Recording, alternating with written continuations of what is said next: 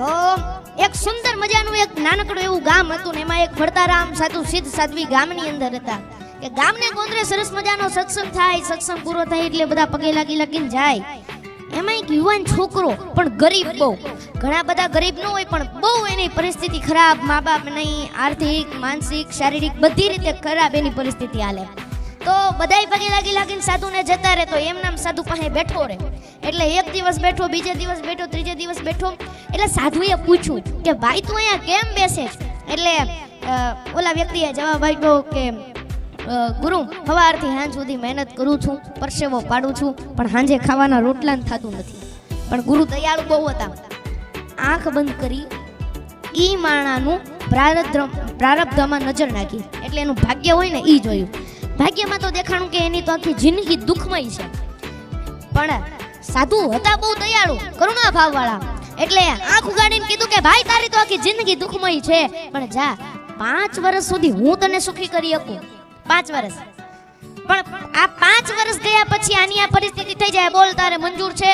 એટલે ઓલા ગુરુએ કીધું કે જો પાછો આ સુખ મળ્યા પછી દુઃખ વહમું લાગશે, એટલે વિચાર કરીને કેજે. એટલે ઓલા વ્યક્તિએ કીધું કાંઈ વાંધો નહીં, 5 વર્ષ તો સુખ મળશે, 5 વર્ષ તો 5 વર્ષ મને સુખી કરો. અને ગુરુએ 2 હાથ માથે મૂક્યા અને એટલું જ કીધું, જા કાલથી તારા સુખના દિવસો ચાલુ, 5 વર્ષ સુધી તારે ત્યાં ધન ખૂટશે નહીં, જા. અને જેવો જ ઘરે આવ્યો, બીજે દાડે એને વિચાર આવ્યો કે આ ઘરની અંદર વાસણો જરા કેવા વધારે છે, લાઈન વેચી દઉં, વેપાર કરું. કોઈ સાધુના આશીર્વાદ ફળી જાય ને તો કઈ પૈસાનો ઢગલો નથી કરી જતા, એ બુદ્ધિમાં ક્લિક થાય. અને બુદ્ધિમાં જે ક્લિક થાય ને એ સાચી પડે. ભગવાન બુદ્ધિ પ્રદાતા છે, ધન પ્રદાતા નથી ખાલી. રામ રામ. અને પછી એનો ધંધો એવો આવેલો કે અબ્બલ ને ત્રબલ ને એવા નાણાં કે માણા આગળ પાછળ ફરવા મળ્યા.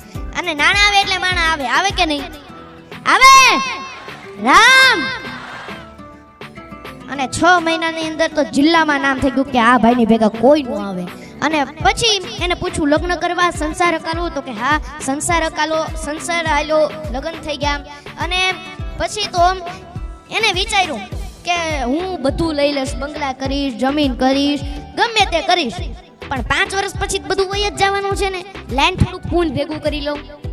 અને પછી તો મોટા મોટા સત્કર્મ કરાવે, કુવાઓ ખોદાવે, વાવ ગળાવે, એ બધે અનેક ક્ષેત્રો ચાલુ કર્યા, મોટા મોટા સંતોને બોલાવી સત્સંગના પારાયણો કરાયા. અને 5 વર્ષ પછી ઓલા સાધુ સિદ્ધ સાધુ ફરતા ફરતા પાછા ગામમાં આવ્યા. આખું ગામ ભેગું થયું. અને ઓલાને તો ભાઈ આ ગુરુ પડ્યા હતા, દોડતો આવ્યો અને ધૂળમાં દંડવટ કરવા માંડ્યો. એને કીધું કેમ છે ભાઈ? તો કે ગુરુ, જ્યારથી તમારી દ્રષ્ટિ મારા ઉપર પડી છે ત્યારથી ઈશ્વરે મને 1000 હાથથી આપવાનું ચાલુ કર્યું છે, પાછું વળીને જોયું નથી. અને ગુરુ, આ 5 વર્ષમાં દુઃખ શું કહેવાય ને એ મને ખબર નથી પડી, અને આ 5 વર્ષ કેમ જતા રહ્યા એ ખબર નથી પડી. ગુરુ એને કીધું તૈયાર થઈ જાજે, 2 દિવસ પછી તારા 5 વર્ષ પૂરા થવાના છે, અને જે પરિસ્થિતિ હતી એ જ ચાલુ થાય. ઓલા ભાઈએ કીધું કાંઈ વાંધો નહીં ગુરુ, આ 5 વર્ષમાં મારે જે કરવાનું હતું ને એ મેં કરી લીધું, પણ પુણ્ય બહુ ભેગું કર્યું છે. અને ગુરુએ ફરી નાક બંધ કરી હો, અને ઈશ્વરના દરબારમાં સમાધિમાં જ્યાં જોયું ત્યાં ઈશ્વરના દરબારમાં ચોપડાના ચોપડા પુણ્યના જમા જમા જમા જમા જમા.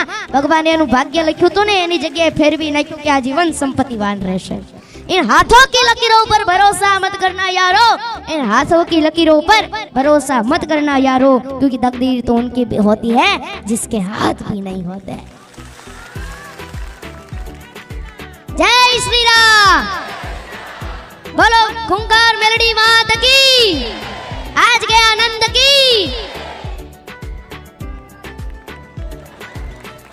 રામ.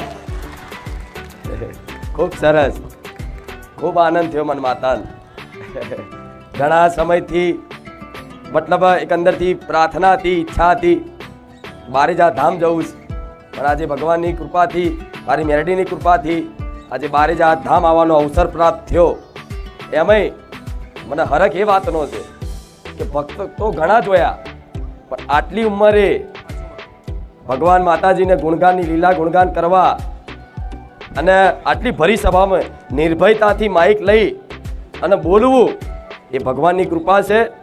હનુમાનજી, પંચમુખી હનુમાનજીની કૃપા છે, સ્વામિનારાયણની કૃપા છે, માતા પિતાના આશીર્વાદ છે અને ગુરુના ચરણોના આશીર્વાદ છે, કૃપા છે. એના કારણે એ નથી બોલતા, એમની ચેતના શક્તિ બોલે છે. પંચમુખી હનુમાનજીને જો મને દેખાય, મને ખબર હોય કે કોની કેટલી કૃપા છે, પણ વિશેષ કૃપા હનુમાનજી છે. એમાંય પંચમુખી હનુમાનજી. એ પંચમુખી હનુમાનજીની કૃપાથી અહીંયા રામ છે ને, એ હનુમાનજીએ જ મોકલ્યા રામ જોડે. મારા ધામમાં રામજી બિરાજમાન છે, સીતાજી બિરાજમાન છે, લક્ષ્મણજી છે, હનુમાનજી છે, અને મારા રામ ભક્તો અહીંયા આવે છે. આ રામ નામની ધજાઓ લહેરાય છે. આ ભૂમિ, આ ધામ, આ પાવન એટલે છે કે રામ રામ બોલવા વાળા મારા લાખો ભક્તો બારેજા ધામ આવે છે. સુંદરકાંડમાં આવશો? સરસ, તો ખૂબ આનંદ આવશે. આવશે ને? કે દાદા રખેવાળ છે, દાદા રક્ષક છે અને દાદા પોષક પણ છે. એ હું તમારી નમારી રક્ષા કરે છે. જે રામની રખેવાળી કરી શકતો હોય આપણી તો કરી શકે ને, કરી શકે ને. કે લંકાની અંદર ભયંકર યુદ્ધ હાલતું હતું અને રાવણની સેના ધીરે ધીરે કરીને પરાજિત થવા માંડી. પછી રાવણ એવો વ્યક્તિ હતો કે જેની પાસે છળ, કપટ, બુદ્ધિ, જ્ઞાન, વિજ્ઞાન બધું હતું એની પાસે. અને રાક્ષસો હોય ને એ જાજા પડતા છળ કપટ જ કરે. એટલે એને પોતાના નાના ભાઈ કહી શકો એવા સમાન અહિરાવણ અને મહિરાવણને બોલાયા. એને કહ્યું કે ગમે એમ કરી રામ અને લક્ષ્મણનો નાશ થવો પડે. અને પછી અહિરાવણ અને મહિરાવણ, એમાંથી મહિરાવણ એક જ એવો હતો કે જે વિભીષણનું રૂપ ધારી શકતો હતો, બાકી કોઈ વિભીષણનું રૂપ ન ધારી શકે. એટલે સંધ્યાનો સમય થઈ ગયેલો, યુદ્ધ વિરામ થઈ ગયેલું, આવો ટાઈમ થઈ ગયેલો, બધા સૂઈ ગયેલા, પ્રભુજી પણ સૂઈ ગયેલા. એવામાં હનુમાનજી મહારાજ ખુદ જે રામ ભગવાનની જે કુટીર છે, ઝૂંપડી છે, એની રક્ષા કરવા ફેરો લગાવતા હતા. આપણે કહે ને રક્ષા કરે છે, એવી રીતે એ રક્ષા કરતા હતા. એવામાં મહિરાવણે વિભીષણનું રૂપ ધારણ કરી અને આવ્યું. અને હનુમાનજીને ખબર પડી કે વિભીષણજી છે, એટલે વિભીષણજી એટલે લંકાનું યુદ્ધ જીતાવવામાં રામ ભગવાનને બે જ સહાય મળી, એક હનુમાનજી ને એક વિભીષણ. એ બેના કારણે જ રામ ભગવાન છે ને એ લંકાનું યુદ્ધ જીતી ગયા. એટલે વિભીષણ જાય એટલે હનુમાનજીને એમ થયું કે પ્રભુનું કંઈક એમને અર્જન્ટ કામ હોય તો એમને કંઈ મળવાનું હશે કે કંઈ અગત્યના સમાચાર દેવાના હશે પ્રભુને, એટલે એ જાતા હશે. એટલે એમને રસ્તો કરી દીધો, જગ્યા કરી દીધી. ચોકી ફેરો કરતા હતા એટલે જગ્યા કરી. એટલે પછી ઠાકોરજી પાછા વહેલા જાગે, રામ ભગવાન સવારમાં વહેલા જાગે. અને વાનર સેનાનું પૂછવું જ નહીં, ભગવાન હેઠે હોય ને વાનર સેના જાડવા ઉપર, કાંઈ ચિંતા જ નહીં ભગવાનને. તમે કોઈ દી સેન જોયું? તમે કઈ સેન લઈ જવું હોય તો એની છાવણી કરવી પડે, એના ઉતારા કરવા પડે, એને ખાવાની વ્યવસ્થા, એને પીવાની વ્યવસ્થા. ભગવાનને કઈ ચિંતા જ નહીં, સેન જાડવા ઉપર એ એની રીતે કરી લે, ભગવાન પોતાની રીતે પોતાનું કામ. એટલે રામ ભગવાનને સારું હાલી ગયું. એટલે થયું એવું કે ઠાકોરજી કુટીરની બહાર ન આવ્યા એટલે બધાને ચિંતા થઈ, મુખ્ય રૂપથી હનુમાનજીને. તે હનુમાનજી અંદર જવા જાય એમાં મહિરાવણ પાસે એવી શક્તિ હતી અને એવી કળા હતી કે એક જ સેકન્ડમાં રામ અને લક્ષ્મણ સીધા પાતાળમાં લઈ ગયા એમને. એટલે હનુમાનજી અંદર જઈને જોયું તો કોઈ નહીં અંદર. એટલે આખી છાવણીમાં ખબર પડી ગઈ પ્રભુ નથી, પ્રભુ નથી, પ્રભુ નથી. આવી ખબર પડી એટલે આખા વાનર સેના બધી દોડધામ કરવા માંડી. એટલે વિભીષણજી આયા, જાંબવતજી આયા, મેન જેટલા વાનરો હતા એ બધા આયા. અને પછી વિભીષણે કીધું કે મહાવીર હનુમાનજી, આજે તો તમે ચોકી ફેરો કરતા હતા કે કોઈ આવ્યું હતું? હનુમાનજી કે કોઈ નતું આવ્યું. તો કે સાચું વિચારીને કયો, આમ હરકું વિચારી એને કીધું. એટલે હનુમાનજીને કીધું કે વિભીષણજી હા તમે આયા હતા અડધી રાતે, પછી પાછા બારા નતા નીકળ્યા. એટલે કીધું હું થયો તો? તો કે પાક્કું યાદ કરો. તો કે હનુમાનજી મહારાજ કે તમે જ આયા હતા. એટલે વિભીષણે તરત માઇન્ડ દોડાયું અને ખબર પડી ગઈ કે મારું રૂપ તો માત્ર અહિરાવણ અને મહિરાવણ જ ધરી શકે છે. એટલે હનુમાનજીને કીધું કે જાઓ હનુમાનજી મહારાજ, તમે જાઓ, પ્રભુને બચાવો. એક અહિરાવણ અને મહિરાવણ મારું રૂપ ધારી શકે છે અને એ પ્રભુને ચોક્કસ પાતાળમાં લઈ ગયા હશે. એટલે હનુમાનજી તરત ગયા પાતાળમાં, કારણ કે ખબર પડી ગઈ કે એની રાજધાની ન્યા છે. એટલે હનુમાનજી મહારાજ ગયા. એવામાં એના જેવો એક બીજો વાંદરો સામે મળ્યો. એને કીધું તારું નામ શું? તો કે મારું નામ મકરધ્વજ. તાર બાપનું નામ? તો કે મહાવીર હનુમાન. હનુમાનજી મારા ચિંતામાં પડ્યા. એટલે એક તો અહીંયા બ્રહ્મચારિણી વાળા પત્ની એના દીકરો ક્યાંથી સામો મળ્યો? અને આ અત્યારે છે ને આ જગતની અંદર સૌથી મોટી ખાણ ઓળખાણની જ છે. હનુમાનજીને એમ છું કે ઓલાને પૂછું કે આ દુનિયામાં તું કયા હનુમાનજીની વાત કરે છે? તો કે આ દુનિયામાં એક જ હનુમાનજી છે. તો હનુમાનજી કે કયા? તો કે રામ ભક્ત હનુમાન, અંજની સુત હનુમાન. એને કીધું કે તાર બાપાએ તે કોઈ દી તાર બાપાને જોયા? તો કે ના ના, પણ મારી મમ્મીએ જોયા છે. એટલે એને કીધું કે આયમ પોતે હનુમાનજી એમ કીધું કે આયમ પોતે. એટલે મકરધ્વજ કે જો હું જાણતો નથી તો હનુમાનજી હું કે જા તાર મમ્મીને બોલાવી લે. બોલો કેવો દોડતો મકરી પાસે ગયો. મકરી આવી અને એનો જન્મ એવી રીતે થયો હતો કે હનુમાનજી મહારાજ લંકા સળગાવીને આવતા હતા, એમાં પરસેવાનું ટીપું પડ્યું, ઈ ગ્રહણ કર્યું મકરીએ અને એમાંથી જન્મ થયો, એટલે ઈ મકરધ્વજ કહેવાનો. અને પછી થયું એવું કે હવે તો ઈ પુત્ર જ ગણાય એક પ્રકારે, કારણ કે શરીરના અંગનો એક ભાગ કહેવાય ને. એટલે મકરી આવી એને કીધું કે કેટલા વર્ષે તમને જોયા, તમારા દર્શન થયા, હું તમારા દર્શનથી ધન્ય થઈ ગઈ. ઓલા મકરધ્વજને કીધું પગે લાગ તારા બાપા છે. પછી મકરધ્વજે કીધું કે પ્રભુ તમે અહીંયા કેમ? તો કે અહીંયા અહિરાવણ અને મહિરાવણ મારા ઈષ્ટ રામ અને લક્ષ્મણને લઈને બંધન કરીને લાયા છે. એને કીધું હા પ્રભુ લાયા છે. એટલે હનુમાનજીએ કીધું કે તું મારો દીકરો છો, તું મને રામ કાર્યમાં મદદ કર. એટલે મકરધ્વજે કીધું કે શું કે હું પણ એક વફાદાર સેવક છું, જેમ તમે રામની ડેલીએ ઉભા રહ્યો છો ને એમ હું અહિરાવણ અને મહિરાવણની ડેલીએ ઉભો રહ્યો છું. હું મારા બાપનું ક્યારેય નામ ન લજાવું. જો તમારે જવું હોય ને તો યુદ્ધ કરીને જ જવું પડશે ને મને જીતીને જ જવું પડશે. પછી હનુમાનજી અને મકરધ્વજનું ભયંકર યુદ્ધ થયું. એમાં મકરધ્વજ હાર્યો. પછી મકરીએ માર્ગ પ્રશસ્ત કરીને કીધું કે તમારે જો અહિરાવણ અને મહિરાવણના મૃત્યુના સમાચાર જો જાણવા હોય ને તો એની પત્ની ચંદ્રલેખા છે ને એને ખબર છે. એટલે હનુમાનજી મહારાજ ગયા, કીધું કે આ તો જો હું તને પૂછું છું, આમ તો પૂછાય નહીં કારણ કે તારા મંગળસૂત્રનો સવાલ છે, આનું મોત કેમ થાય મને કે.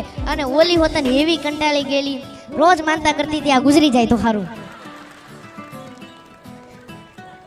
એટલે પછી ચંદ્રલેખાએ પછી એક શરત કરી કે જો હા હું તમને કહી તો દઉં પણ રામ છે ને એને મેં જોયા છે, એની હારે મારા લગ્ન કરાવી દો ને તો હું તમારી વાત માનું. હવે હનુમાનજી મૂંઝવાના કે આ તો એક પત્ની વ્રતવાળા છે, હવે આ બીજા લગ્ન ક્યાંથી કરાવવા? એટલે પછી હનુમાનજી મહારાજે કીધું કે હું તારી શરત મંજૂર કરું પણ તારે હું રામ ભગવાનને છોડાવીને આવું એટલે પછી હું તારા આ હાથી દાંતના પલંગ ઉપર ભગવાનને જો બેહાડું ને કોઈ વિઘ્ન ન આવે તો તારી શરત મંજૂર. એટલે હનુમાનજી મહારાજને આવી શરતો કરીને હનુમાનજી મહારાજ ગયા. અને પછી અહિરાવણ અને મહિરાવણને રાવણના જે કુળદેવી છે વિંધ્યવાસીની એમની મૂર્તિમાં હનુમાનજી મહારાજ સમાઈ ગયા. અને પછી મૂર્તિમાં સમાઈ ગયા એટલે પાછા આવીને એમ નામ નહીં, રામ ભગવાનને નાગ પાશોને બેડીઓથી બાંધી દીધેલા એટલે છૂટે તો નહીં. અને પછી હનુમાનજી મહારાજ આવી ગયા એટલે એના જે ભૂદેવ હશે મંત્ર બોલવા વાળા એને અહિરાવણ અને મહિરાવણને કીધું કે હવે માતાજીને ભોગ ધરાવો. અને જેટલા ટોપલા નાખે ને આમ નાખે ને હનુમાનજી મહારાજ આમ ખાઈ જાય, જેટલા નાખે ને ખાઈ જાય. પછી તો દાદાને એમ છું કે હમણાં મહેનત કરવાની, થોડુંક ખાઈ લઈએ તો સારું જ કે ભાઈ. એટલે પછી જેટલો ભોગ ધરાવે એટલો હનુમાનજી મહારાજ જમી જાય. અને પછી છેલ્લે ભૂદેવે કીધું કે હાથમાં ખડક લીધા અહિરાવણ અને મહિરાવણે અને રામ અને લક્ષ્મણને કીધું કે તમારા ઈષ્ટ અને તમારા જે રક્ષક હોય એને યાદ કરી લેજો. એટલે લક્ષ્મણે ભગવાનના કાનમાં કીધું રામ ભગવાને કે હવે તો કોઈ હારો દેખાતો નથી. પછી રામ ભગવાને હું કીધું કહું કે ચિંતા ન કરતો, અંજનીના દીકરા સિવાય કોને યાદ કરવાના હોય. આ નાની વાત નથી હો. જો પરમેશ્વરને જો હનુમાનની જરૂર પડતી હોય તો આપણે માણા છીએ. કે ભક્તા દુઃખ પ્રભુ બંજે એસી બાતા અનેક પર દુઃખ બંજે દેવરા એસો અંજની જાયો એક. અને પછી રામ ભગવાને હું કીધું કહું ચિંતા ન કરતો, એ આવી ગયો છે, આ બા નથી આ બાપો છે. એટલે લક્ષ્મણજી આ મૂર્તિને સામું જોયું ને તો હનુમાનજી મહારાજે આમ આંખ કરી એટલે ખબર પડી ગઈ કે હવે વાંધો નહીં. અને જેવા ઓલા ખડક લઈ અને મારવા જાય તા મૂર્તિ ફાટી અને અંદરથી હનુમાનજી મહારાજે ઓલા બધા તો જોતા રહી ગયા કે હા હું. તા તો હનુમાનજી મહારાજે એક લાત મારી અને અહિરાવણ અને મહિરાવણના હાથમાંથી શસ્ત્ર છોડાવી અને પ્રભુને નાગપાશના બંધનમાંથી મુક્ત કર્યા. અને પછી ભગવાને ધનુષ બાણ લઈ અને અહિરાવણ અને મહિરાવણને મારવાનું, માથા કાપવાનું શરૂ કર્યું. પણ જેવું માથું કપાય એવું ફરીવાર આવી જાય. અને જેટલા પણ રાક્ષસો હતો ને અહિરાવણ અને મહિરાવણના જેટલા આવે ને, જેમ કોઈ કુશળ બેટ્સમેન દડાને છોક્કાને બાઉન્ડ્રીની બહાર નાખી દે એમ હનુમાનજી મહારાજ જે રાક્ષસ આમ કરે ને સીધું બાઉન્ડ્રીની બહાર. જેમ બારેજા વાળા મેલડીમાંની કૃપા ગુજરાતની બારે વહી જાય એમ કરતા હતા હનુમાનજી. એટલે પછી હનુમાનજીએ પ્રભુને શું કીધું કહું કે જુઓ આનું મોત છે ને એ તમે આવી રીતે કરશો ને તો અસંભવ છે.